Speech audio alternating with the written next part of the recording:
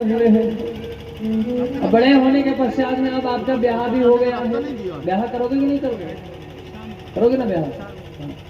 तो आपका ब्याह भी हो गया है और ब्याह होने के पश्चात अब आप वृद्ध हो गए हो, जवान से अब बूढ़े हो गए हो और अब आप सोच लो कि अब थोड़े दिन में मरने वाले हैं, तो यहाँ वैसी कॉलोनी को छोड़ करके आप विदेश चले जाओ।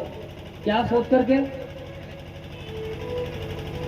कि यम के दूत आएंगे या भगवान के पार्षद आएंगे तो वो तो आपको यहाँ वैसी में ढूंढेंगे, तो लोकेशन तो यहीं की थी, चला कहाँ गया है वो?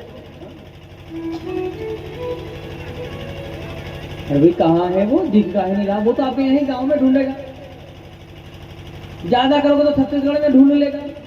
हाँ? विदेश तो नहीं आ सकता ना ढूंढने के लिए।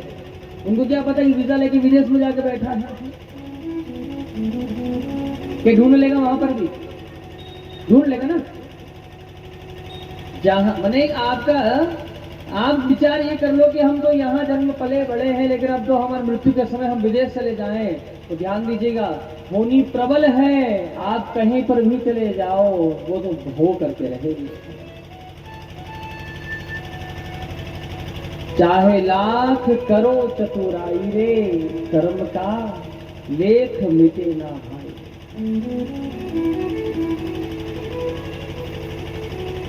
आप विचार कर लो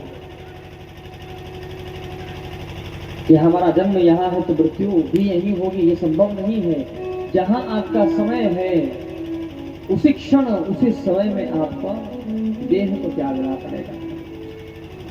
एक बार की बात है कि बद्रीनाथ भगवान के दर्शन करने के लिए धर्मराज भगवान पधारे हैं। अच्छा, जो मैं बोल रहा हूँ आपको समझ में आ रहा है ना? हाँ, तो धीरे से बोलेंगे बोलो राधे राधे। और समझ में नहीं आ रहा तो जोर से बोलेंगे बोलो राधे राधे। बहुत बढ़िया। आपके जैसे भक्त श्रोता भाग से मिलते हैं, जिसके बढ़िया भाग होते हैं ना उन्हीं को मिल पाते हैं, नहीं तो नहीं मिल पाते। वक्ता वो तो भाग से मिलता ही है, लेकिन कभी कभी श्रोता भी भाग से मिलते हैं और हमको आप मिले हो, हम तो कहीं हमेशा मिलते रही हो।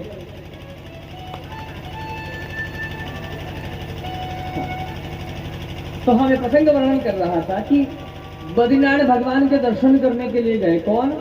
नारद जी महाराज।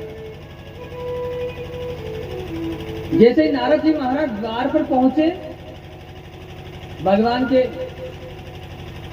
दर्शन करके नारद जी लौट करके आए तो वापिस दरवाजे पे ही खड़े थे भगवान बद्रीनाथ प्रभु के। अब ऐसे नियम होता है कि अगर मंदिर में जाते हैं ना तो भगवान के दर्शन करके थोड़ा सा उनके मंदिर में बैठना चाहिए, है ना? थोड़ा समय बचाए, आप बैठ करके उठ जाओ, लेकिन बैठना चाहिए।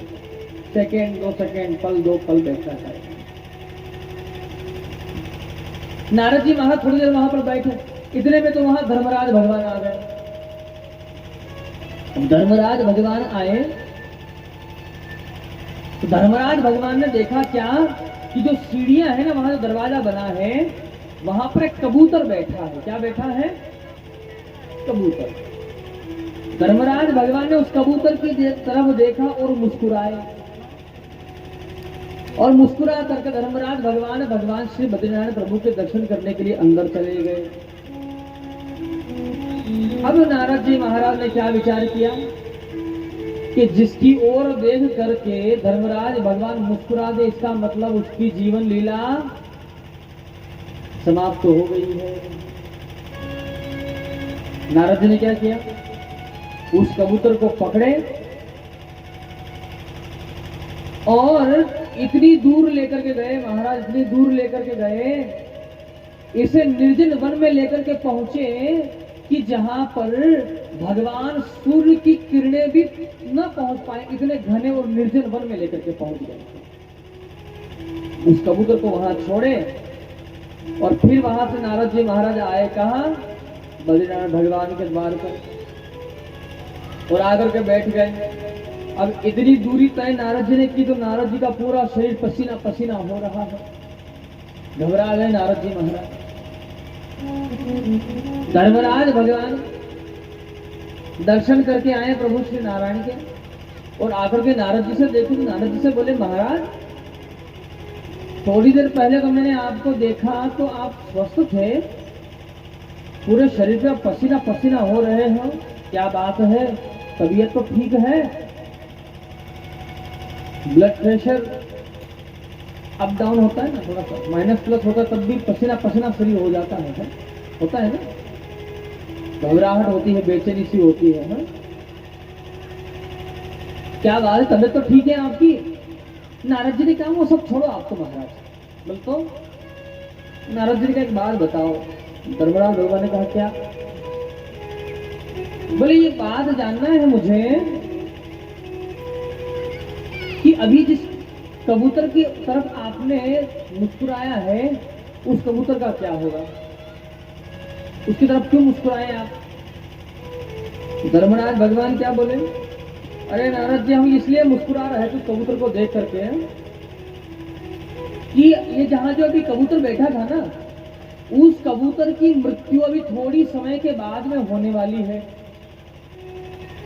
क्यों मुस्कुराए थे? कि उस कबूतर की थोड़ी समय में मृत्यु होने वाली है, और ये कबूतर यहाँ बैठा है और निर्जन वन में कब पहुंचेगा, वहां इसकी मृत्यु लिखी है मैंने। अब ये कब तो यहाँ से उड़ेगा और कब ये निर्जन वन में पहुंचेगा और वहां इसकी मृत्यु होगी। अब नारद जी ने जैसे ये बात देखी तो नारद जी तो देखते ही रह गए उनकी तरफ, कुछ नहीं बोल पाए। क्यों?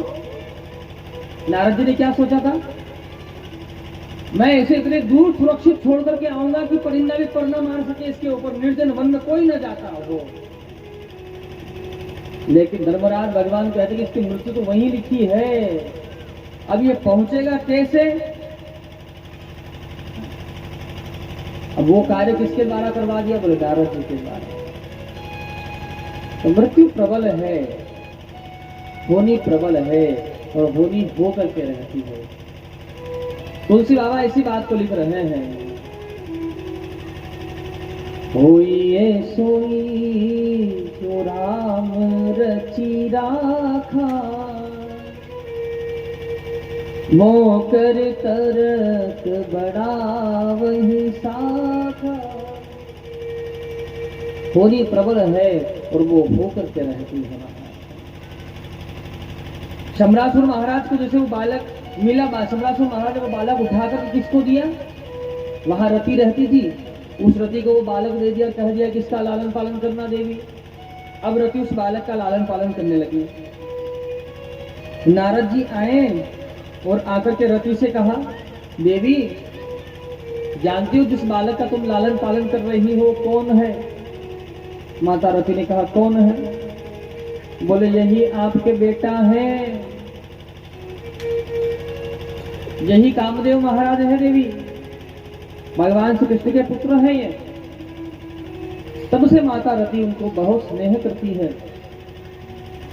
प्रद्युम्न जी महाराज बड़े हुए हैं, माता रति ने उनको सारी विद्याएं सिखाई है, और मां प्रद्युम्न जी महाराज ने शंबरासुर का उद्धार किया। अपनी पत्नी रति को लेकर के भगवान द्वारिका धाम पधारे हैं प्रद्युम्न जी महाराज, और द्वारिका जाकर के देखते हैं क्या, जब आए थे तो माता जी एक थी, पिताजी एक थे, लेकिन जैसे ही अब पहुंचे हैं द्वारिका तो क्या देखते हैं, पिताजी तो एक है और माता जी की तो लाइन लग गई है जी। भगवान के कितने ब्याह हुए हैं? बोले 16,100 कितने? 16,160 8। अरे अब भी 8 नहीं होंगे, अब तो 7 होंगे ना जी। एक तो कल किए हैं ना अपन। हाँ, घर से आए थे तो एक माता जी थी, अब घर पहुंचे तो इतने ब्याह और हो गए। कितने ब्याह हुए? और 16,107 ब्याह और हो गए। प्रद्युम्न जी ने देखा यहाँ तो मैया ही मैया दिखाई दे रही है जी, ये क्या हो गया? वर्णन कर रहे हैं कि महाराज परीक्षित जी ने प्रश्न किया सुखदेव बाबा से कि गुरु जी गोविंद परमात्मा थे, इसमें कोई संदेह नहीं है, जगत पिता है परमात्मा, वो कुछ भी संभव है, कुछ भी कर सकते हैं। लेकिन भगवान ने इतने ब्याह क्यों किए हैं, इतने क्यों विवाह किए हैं? 1 से कर लेते, 2 से कर लेते, 3 से कर लेते, 10 से कर लेते, 50 से कर लेते, 100 से कर लेते। 16,107 ब्याह करने की और ठाकुर जी की कहाँ आवश्यकता पड़ गई है? क्यों किया परमात्मा ने ऐसा? तो सूर्यदेव बाबा वर्णन करते हैं कि राजा एक बार की बात है, अब बहुत सावधानी से सुनिएगा आप कथा कि एक बार की बात है, भगवान गोविंद भगवान श्री गोविंद द्वारिका की सभा में विराजमान थे और वहां पर एक सत्राजित नाम के राजा आए सभा के मध्य। जैसे ही सत्राजित महाराज पधारे तो सब ये विचार कर रहे हैं कि ये ऐसे राजा कौन है, बड़े प्रतापी हैं, बड़े तेज पुंज महाराज हैं, कौन है ये महाराज? भगवान श्री गोविंद कहते हैं कि ये कोई भगवान सूर्य नहीं है जो आप ऐसा आश्चर्य कर रहे हो, अरे ये सत्राजित महाराज है। बोले इतना तेज है इनके अंदर? तो ध्यान दीजिएगा, भगवान श्री कृष्ण कहते हैं कि इनके पास एक मणि है, जिस मणि का नाम है स्यमंतक मणि। इस मणि का क्या प्रभाव है? ये स्यमंतक मणि, इस मणि का ये प्रभाव है कि प्रतिदिन रोज इस मणि के नियम से पूजन की जावे, तो इस मणि का ये प्रभाव है कि इस मणि से 8 भार सोना प्रतिदिन प्राप्त होता था। कितना सोना प्रतिदिन प्राप्त होता था? 8 भार सोना। आप जानते हो 8 भार सोना किसको कहते हैं? किसको कहते हैं 8 भारी सोना? पता है आपको? 8 भारी सोना ज्यादा नहीं होता है, केवल इतना सा होता है, ज्यादा नहीं 2 क्विंटल। कितना? ज्यादा नहीं होता है, केवल 2 क्विंटल होता है बस।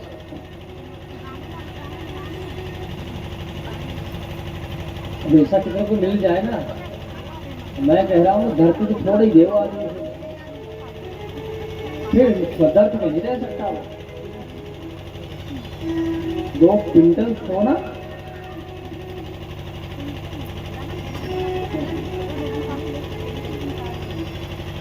व्यक्ति के, देखो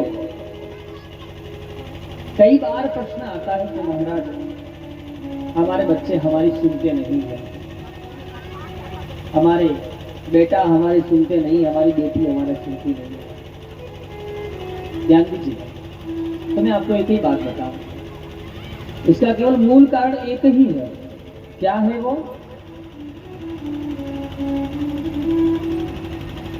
कि हमने हमारे बच्चों को अपने पास बिठा करके उनसे बात करना बंद कर दिया। हम हमारे बच्चों को अपने पास नहीं बिठाते हैं, उससे बात नहीं करते, और बात भी करते कितनी करते हैं? जितनी हमको आवश्यकता है। ना हम हमारे बच्चों को अपने पास बिठा करके कोई धर्म की बात बता सकते हैं, ना हम अपने बच्चों को अपने पास बिठा करके ग्रंथ की बात बता सकते हैं, ना हम अपने बच्चों के लिए 5 मिनट निकाल करके उससे थोड़ी बात कर सकते हैं। बच्चे ने जो मांगा उसको ला करके दे दिया। मैं मना नहीं करता हूँ, देना चाहिए, पिता का धर्म है, माता का धर्म है।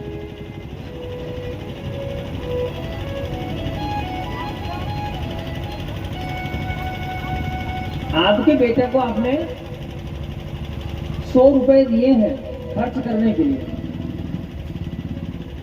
तो आप अपने बेटे से ये जानकारी करना आपको चाहिए, ये जानकारी आपको करना चाहिए अपने पुत्र से कि आपने जो 100 रुपए दिए थे उसका प्रयोग आपके बेटे ने कहाँ कहाँ किया और कैसे कैसे किया है।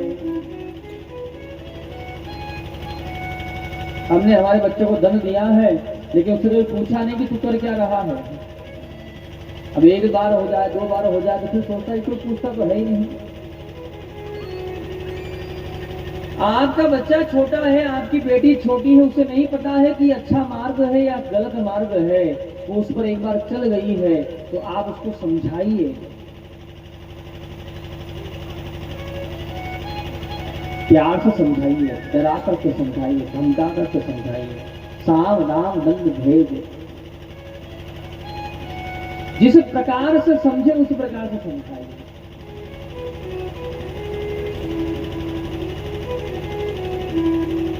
समझाने से क्या नहीं होता, सब कुछ हो जाता है। अपने बच्चे को अपने पास बिठा करके जीवन जो जी रहे हैं दुनिया, उसके बारे में उसे ज्ञान दीजिए। हम हमारे बच्चों को अपना समय नहीं दे सकते, लेकिन फोन दे सकते हैं।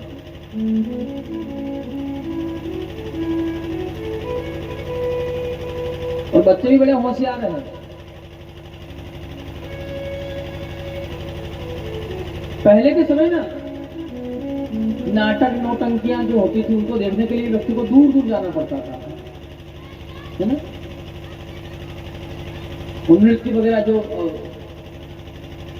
पहले नृत्य भी हुआ करते थे गांव में, वो भी देखने के लिए लोग जाते थे। लेकिन अब वो सब कुछ मोबाइल पे मिल जाता है, तो जो चाहिए से।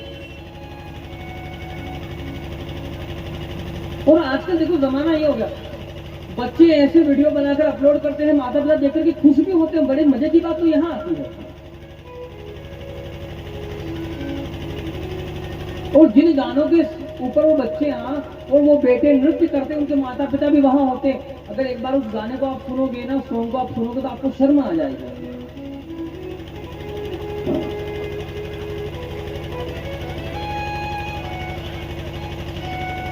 ऐसे ऐसे सॉन्ग हैं, और उसपे ऐसा अभिनय, ऐसा नृत्य करते हैं वो बच्चे कि जैसे उनको देखो तो ऐसे लगता है कि जैसे पूरा अश्लील हो रहा है, नग्न अवस्था के जैसे नृत्य कर रहे हैं वो। लेकिन माता पिता उसमें भी खुश होते हैं, और फिर कहते हैं कि हमारे बच्चे हमारी सुनते नहीं हैं। अरे जब तुम्हारी आंखें फूट गई थी,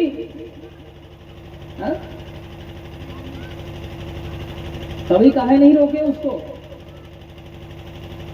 हमारा भारतवर्ष है, भारतवर्ष ये कहता है, घूंघट खींचने के लिए नहीं कहता है कि आप पल्लू करके सास ससुर को गालियां सुनाओ, बस चेहरा नहीं दिखना चाहिए, गालियां खूब चलनी चाहिए, ये नहीं कहता है। हमारा सनातन धर्म ये कहता है, हमारा सनातन धर्म अंग प्रदर्शन करने के लिए नहीं कहता है, दर्शन करने की बात करता है। और हम लोग क्या करते हैं, कपड़े ही पहली बात तो ऐसा पहनावा ले आए हैं कि जैसे मानो कि हमारे को देश में कपड़े ही कमी पड़ गई क्या। आधे तो कपड़े हो गए हैं। अरे कम से कम पहनावा तो पूरा पहनो भाई। बच्चे कपड़े लेकर के आ रहे हैं तो फटे हुए खरीद कर ला रहे हैं, तो ये सोचते हैं कि आखिर पहन कैसे लेते हैं इसको। फटे हुए कपड़े लाते हैं। उसी समय पिताजी ने डांट लगाई होती तो वो कभी नहीं कर सकता था। आधी गुड़िया आधे कपड़े लेकर के आई है, फैशन की दौर में गारंटी की इच्छा न करे, कहीं से क्या दिखता है, कहीं से क्या फटा हुआ है, कहीं इधर लटक रहा है, कहीं उधर लटक रहा है। उसी समय आप अपनी बेटी को डांट लगा देते तो शायद आपकी बेटी आगे न जाती।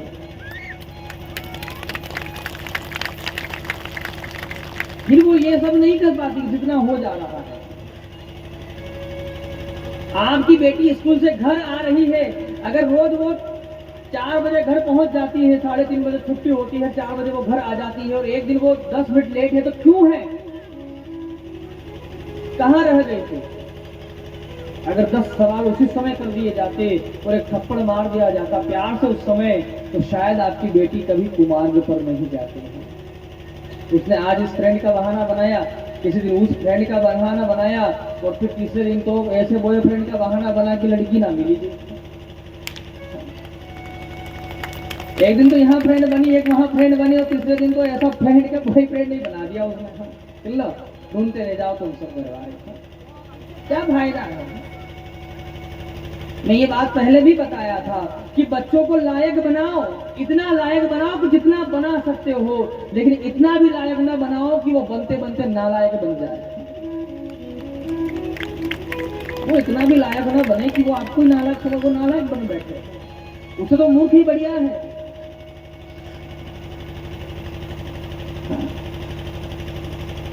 आपने देखो, मनुष्य शरीर जो है ना, ये विवेकशील है। हाँ, विवेकशील, इसका अपना भी खुद का अपना दिमाग है इसके पास। ये सोच समझ सकता है, ये बोल सकता है, सोच सकता है, चल सकता है, घूम सकता है। एक पशु होता है ना, तो उसे भी आप हंटर मार मार करके पढ़ा सकते हो, लेकिन वो कितना पढ़ सकता है? एक सर्कस में जो शेर होता है या कुत्ता होता है या कुछ भी पशु होता है, तो वो भी कर्तव्य दिखाता है, तो क्या आप उसको समझदार समझ लोगे? क्या वो समझदार है? उसको रोज वो करवा करके, रोज उसको उतना ही पढ़ा के उसको इतना रटा दिया गया, उसको पता है उसको वही करना है। उसे आप एक ट्रेंड कह सकते हैं कि इसको अच्छा सा सिखाया गया है, उसे इतना कह सकते हो आप, लेकिन समझदार तो नहीं कह सकते हो ना। तो आप अपने बच्चों को रटाओ नहीं,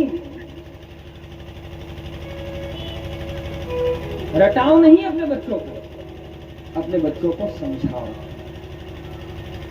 कि तुम्हारे पास भी विवेक है, इसका प्रयोग करो भाई।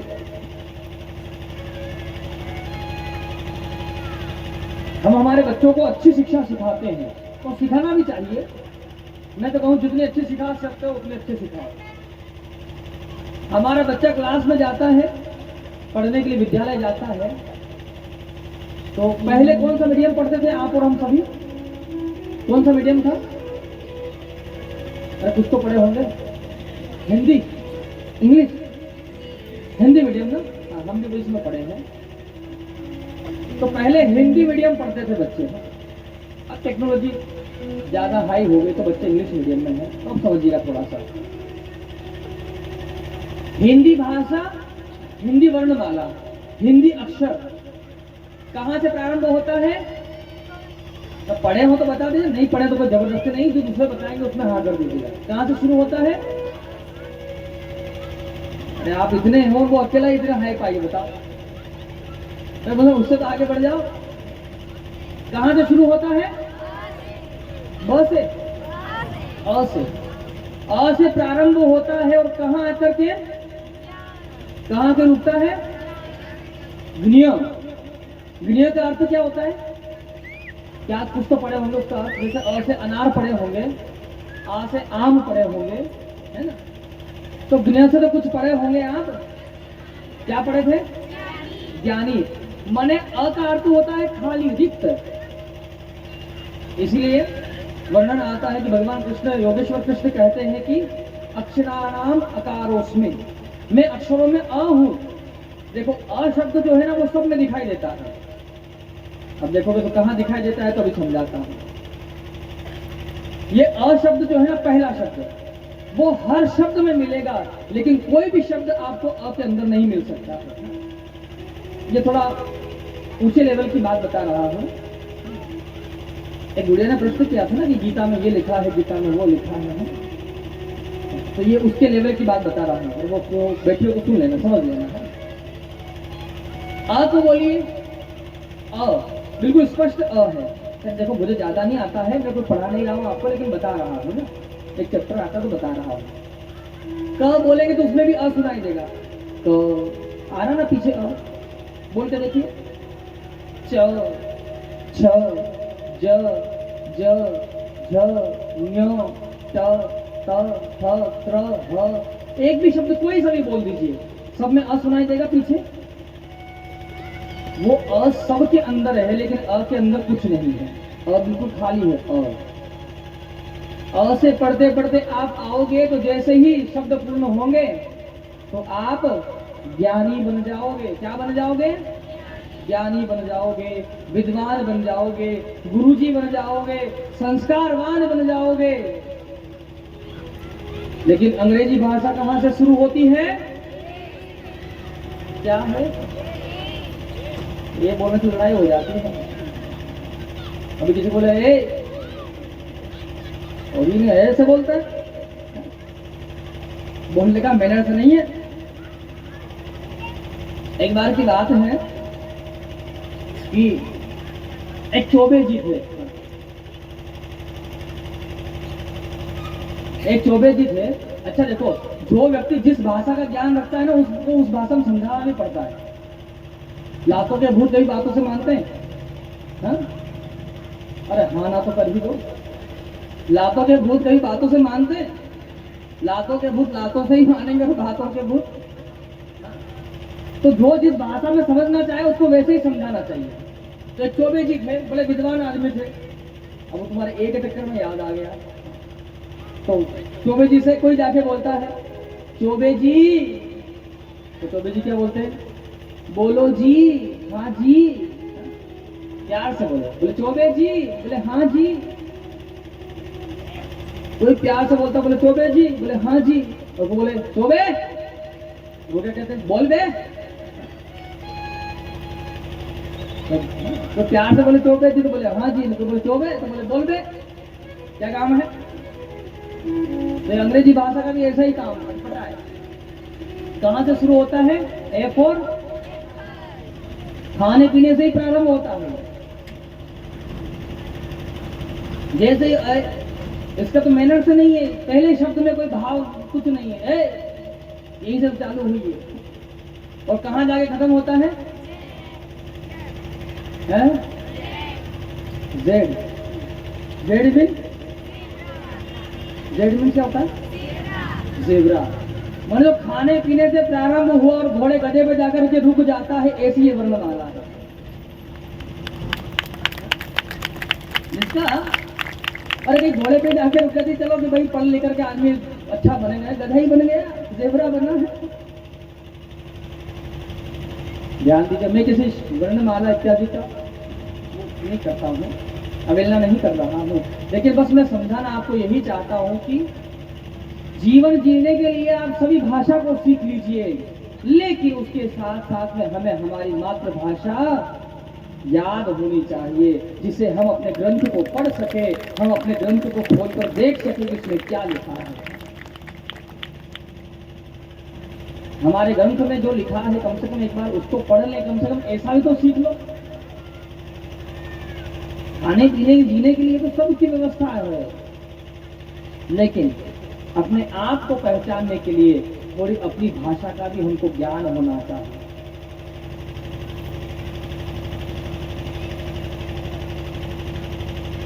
वर्णन मैं आपको कथा श्रवण करवा रहा था कि व्यक्ति के बिगड़ने का रास्ता बता रहा था, बिगड़ता क्यों है। तो व्यक्ति के बिगड़ने के पहला कारण है, छोटे व्यक्ति को ऊंचा पद मिल जाए, ये उसका पतन का कारण है। उसने कभी सोचा नहीं था कि मैं राजा बन जाऊंगा, उसको राजा बना दो ना तो माथा ही घूम जाएगा, वो इंसानों को इंसान समझेगा ही नीचे, तो कभी उस लेवल का उसको मिला नहीं ना। छोटे व्यक्ति को ज्यादा धन मिल जाए, अभी आप यहां से कथा सुनकर के जाओ, भगवान ऐसा करे कि आपको दो बड़े बड़े इतने मोटे मोटे बैग मिल जाएं, नोटों से भरे हुए, इतने मोटे मोटे दो बैग पैसे से भरे हुए मिल जाए। जैसे थोड़ी सी चेन खोल के देखिए आपने, तो सब नोट दिखाई दिए। अब आप पूरी चेन खोलोगे उसकी, हैं? हड़बड़ी में चेन फिर लगाओगे, बैग उठा के, बोले यूं तो चला ना जाए, लेकिन दौड़े हुए घर जाओगे। अब आपने क्या सपने सजाए, बैग रख दोगे। अब आज परिवार कथा हो रही, मेहमान भी आए हुए घर में, तो क्या सबके सामने बैग नहीं खोलना, पता चल जाएगा इतना धन कहां से आया। अब 2-4 दिन निकले, लेकिन अब आप क्या सपने में भी सपने सजाओगे, रात में सोओगे तो अब हम ये बना देंगे, घर तुड़वा करके नया बनाएंगे, गाड़ी खरीदेंगे, ये गाड़ी खरीदेंगे, वो लाएंगे, ये लाएंगे, दुनिया भर का आपने ताम झाम सोच लिया।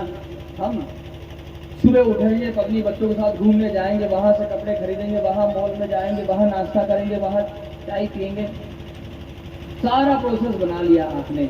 अच्छा, अब उसमें आपने सब दिन फिक्स किए हैं, इतने में आपने एक भी दिन फिक्स कर सकते हो उसमें कि आज हम कथा सुनने जाएंगे?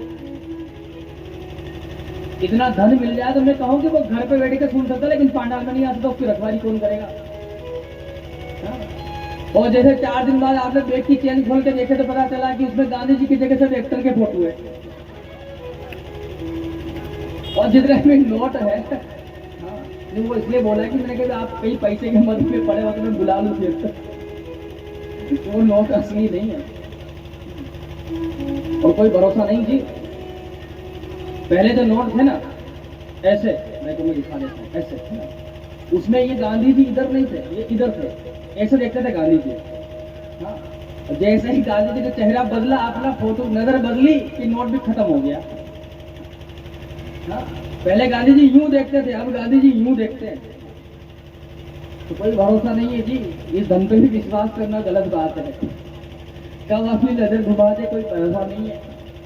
इसलिए प्रेम धन से ना करो, प्रेम किससे करो? परमात्मा से। और परमात्मा से प्रेम करोगे तो ही जीवन सार्थक है। तो बिगड़ने के मैं रास्ते बता रहा था, छोटे व्यक्ति को ज्यादा धन मिल जाए तो वो भी उसके दुख का कारण है, उसके पतन का कारण है। छोटे व्यक्ति को ज्यादा ज्ञान हो जाए तो वो भी उसके नाश का कारण है। आए दिन लोगों से शास्त्रार्थ करेगा, लोगों को नीचा दिखाना प्रारंभ कर देगा।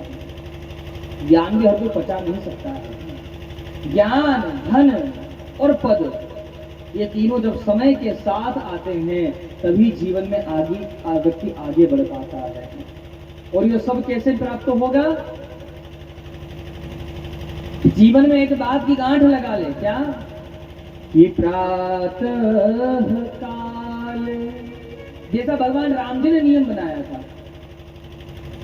राम जी तो भगवान थे। तुलसी बाबा राम कथा लिख रहे हैं तो उन्होंने लिखा, राम जी का जन्म हो गया, जब से राम जी का जन्म हुआ तब से राम जी पढ़ने के लिए गए, तब तक नहीं लिखा है क्या कि राम जी ने एक बार भी माता पिता को प्रणाम किया उठ करके सुबह, ऐसा नहीं लिखा। लेकिन जब राम जी गुरु जी के वहां से विद्या सीख करके आए हैं चारों भाई, तो तुलसी बाबा लिख रहे हैं, प्रातः काल उठ के रघुनाथा, मातु पिता गुरु नावहि माथा। जैसे ही विद्या अध्ययन करके आए तो उनका एक पहला नियम था, और नियम वह है कि प्रातः उठ करके अपने माता पिता को, अपने गुरु जी को प्रणाम करते थे। अब प्रश्न ये आता है कि महाराज, जिनको हमने गुरु बनाया वो गुरु लायक अब न रहे तो क्या करें? ध्यान दीजिएगा, ये बात मैं आपको पूर्व भी बता दिया था। अब तो देखो जितनी भी बातें कह दो वो सब कथा ही है, क्योंकि कथा तो हरि अनंत, हरि कथा अनंत। भगवान अनंत है, भगवान की कथाएं भी अनंत है। आइए बड़े भाव के साथ में पद का गान करेंगे, उसके बाद पश्चात आगे का प्रसंग श्रवण करेंगे। ओ मन चल वृंदावन धाम,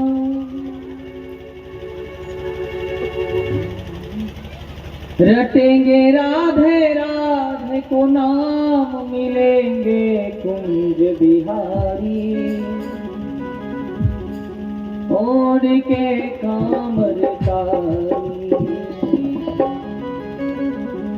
मिलेंगे कुंज बिहारी, ओढ़ कर कामरकारी। आइए बड़े भाव के साथ में का गान करेंगे सभी। ओ मन चल वृंदावन धाम, ऐसे नहीं, पूरे हाथ खोल के देखो, बिना किराए के बिना खर्चे के वृंदावन लेके जा रहा हूँ, थोड़ी मेहनत तो करनी पड़ेगी। अब बिना मेहनत किए बिना खर्च के वृंदावन जाओगे तो भाई शरीर से तो मेहनत करनी पड़ेगी, चलना पड़ेगा, गाड़ी का खर्चा कौन करेगा? दोनों हाथ बैठ बड़े भाव से। ओ मन चल वृंदावन धाम, रे मन चल वृंदावन धाम, मन चल वृंदावन धाम, मन चल वृंदावन धाम। रटेंगे राधा राधा राधा जी को नाम, मिलेंगे कुंज बिहारी छोड़ के कामर धारी, मिलेंगे कुंज बिहारी छोड़ के कामर धारी, मिलेंगे कुंज बिहारी छोड़ के कामर धारी, मिलेंगे कुंज बिहारी छोड़ के कामर धारी। ओ मन चल वृंदावन धाम, मन चल वृंदावन धाम। रटेंगे राधा राधा राधा जी को नाम, मिलेंगे मिलेंगे छोड़ के, थोड़ी सी आवाज बढ़ाए, मिलेंगे कुंज बिहारी छोड़ के कामर धारी, मिलेंगे कुंज बिहारी छोड़ के कामर धारी, मिलेंगे कुंज बिहारी छोड़ कर कामर धारी, मिलेंगे कुंज बिहारी छोड़ के कामर धारी।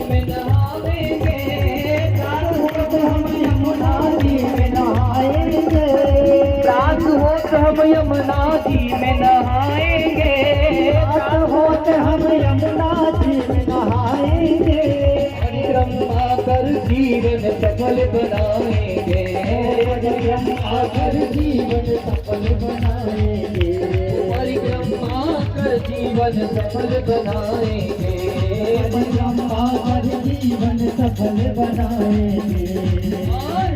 तेरे पूर्ण हो सब काम,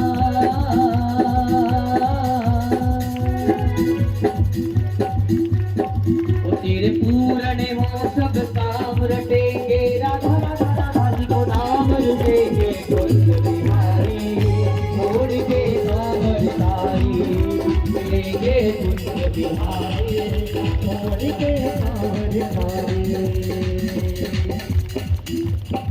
अच्छा एक बात बताओ, वृंदावन कौन कौन चलना चाहता है? परसों गाड़ी है 13 तारीख की, हाँ S5 में सीट है आपकी। सीट नंबर नहीं बताऊंगा, यहीं से मैं बताऊँ, चलोगे? हाँ। ऐसे तो नहीं है कभी दोनों हाथ खोल के, मिलेंगे कुंज बिहारी और के कामर धारी, मिलेंगे कुंज बिहारी और के कामर धारी, ओ मिलेंगे कुंज बिहारी और कर कामर धारी, मिलेंगे कुंज बिहारी और के कामर धारी।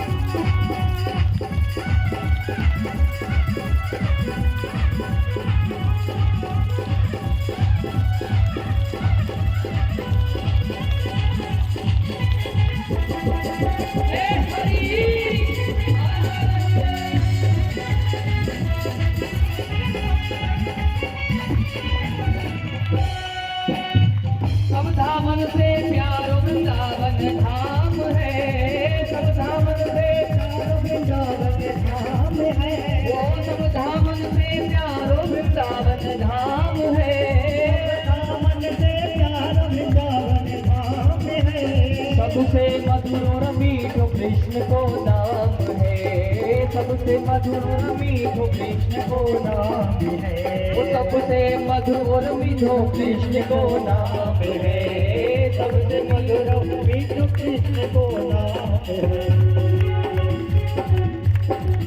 यहाँ डोले श्यामा श्याम, यहाँ डोले श्यामा श्याम, ओ यहाँ डोले श्यामा श्याम, रटे के राधा रानी को नाम मिलेंगे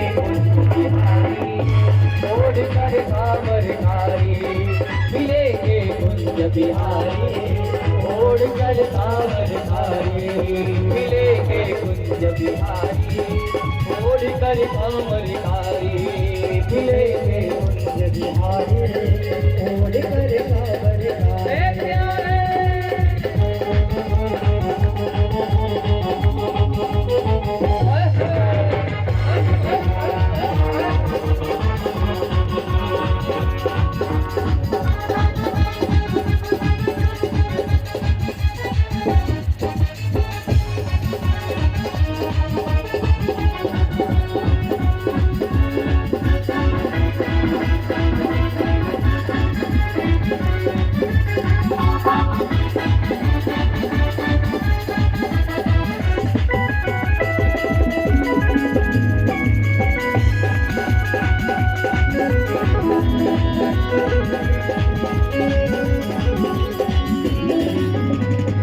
मिलेंगे कुंज बिहारी, छोड़ कर कांवर कारी, मिलेंगे कुंज बिहारी, छोड़ के कांवर कारी। ओ मिलेंगे कुंज बिहारी, छोड़ कर कांवर कारी, मिलेंगे कुंज बिहारी, छोड़ के कांवर कारी।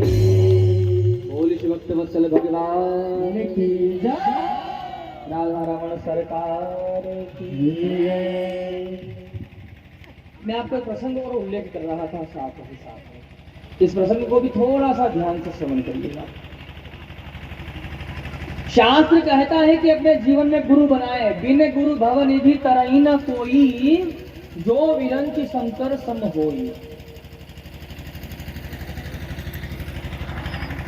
जीवन में गुरु बनाए, लेकिन गुरु कैसा होना चाहिए? अच्छा होना चाहिए, सच्चा होना चाहिए। देखो, आप अपनी बेटी का संबंध करने जाते हो तो कितना विचार करते हो? घर कैसा है, वर कैसा है, धन कैसा है घर में, लड़की खुश रहेगी कि नहीं रहेगी, लोगों से व्यवहार कैसा है। एक छोटी सी जिंदगी है, मुश्किल से 40-50 साल जीना है, इतना ही तो जिएंगे। अरे 20 साल तो आपने पिता के वहां जी लिए हो, मुश्किल से 40-50 साल और जियोगे। उन 40-50 साल जीने के लिए हम इतनी बातें सोचते हैं कि पता नहीं घर कैसा होगा, व्यवहार कैसा है, परिवार कैसा है, घर में धन कैसा है, समाज में प्रतिष्ठा कैसी है। तो ये आत्मा का भी तो जन्म जन्मांतर का संबंध है, तो फिर इसमें क्यों ना सोचा जाए। गुरु ऐसा नहीं चलते चलते ही गुरु बना लिए हैं। गुरु ऐसा होना चाहिए, कैसा? दक्ष, मजबूत होना चाहिए, वेदों को जानने वाला होना चाहिए, शास्त्रों को जानने वाला होना चाहिए। भले ही गुरु के अंदर कितने भी अवगुण हो, लेकिन देखिए, सर्वगुण संपन्न तो केवल एक परमात्मा होता है। सर्वगुण संपन्न तो कोई नहीं हो सकता, जो हो गया वो भगवान हो गया। अवगुण सब में होते हैं, लेकिन कम से कम वो इस बात का तो ख्याल रखे कि अब मुझे लोगों ने गुरु बना लिया है, मैं गुरु बन गया हूं, तो इन अवगुणों को बंद कर दें। गुरु जी केले से बोले, ला भाई पाउच तो खिला दे यार, तो ऐसा कैसा गुरु है? केले से मांग करके खा रहा है, तू भी खा, हम भी खाएंगे। मन मिले तो मित्र बनाओ, और चित मिले तो चेला। और गुण मिले तो गुरु बनाओ, वरना वरना रहो अकेला। जीवन में अगर मन मिल रहा है तो मित्र बनाओ, कोई जबरदस्ती नहीं है, कोई गले नहीं पटकता अपने आप। मन मिले तो मित्र बनाओ, कोई माता पड़ी करने कोई जरूरत नहीं। और चित्त मिले तो चेला। हमको गुरु कैसा चाहिए? अगर वैसा हमको लग रहा है कि हाँ ये गुरु बनने हमारे लायक है, हम इनके शिष्य के लायक है, तो गुरु बनाओ, वरना तो भगवान गोविंद का ही पांव पकड़ लो, हनुमान दादा का ही पांव पकड़ लो, वो कभी ना कभी तो भेजेगा अच्छा गुरु। लेकिन गुरु अच्छा होना चाहिए। अब आप सब लोग कि महाराज हमने तो गुरु जी बना लिए, अब पता चल रहा है कि गुरु जी ऐसे हैं, गुरु जी ने ऐसा करते हैं, तो ध्यान दीजिएगा। गुरु जीवन में एक ही बार होता है। दीक्षा गुरु एक होता है, शिक्षा गुरु अनेक हो सकते हैं। जहां से आपको शिक्षा मिले वही आपका गुरु। जिसने आपको कलम पकड़ना सिखाया वो आपका गुरु। आपकी माता सबसे पहले गुरु, जिसने आपको पिता के बारे में बताया ये तुम्हारे पिता हैं। हाँ भाई, माँ ही बता सकती है पिता के बारे में तो कि बेटा ये तुम्हारे पिताजी हैं। हाँ? तो वो आपकी माता गुरु है। जहां से हमें ज्ञान मिले वो हमारे शिक्षा गुरु हो सकते हैं, लेकिन दीक्षा गुरु एक होता है। अब किसी किसी कारण गुरु में कोई अवगुण आ जाए तो क्या गुरु को छोड़ दे?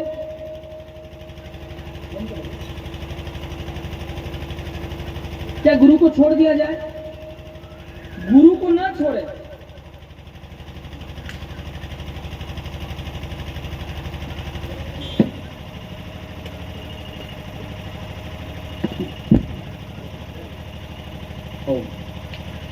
बोले शिव भक्त वत्सल भगवान की।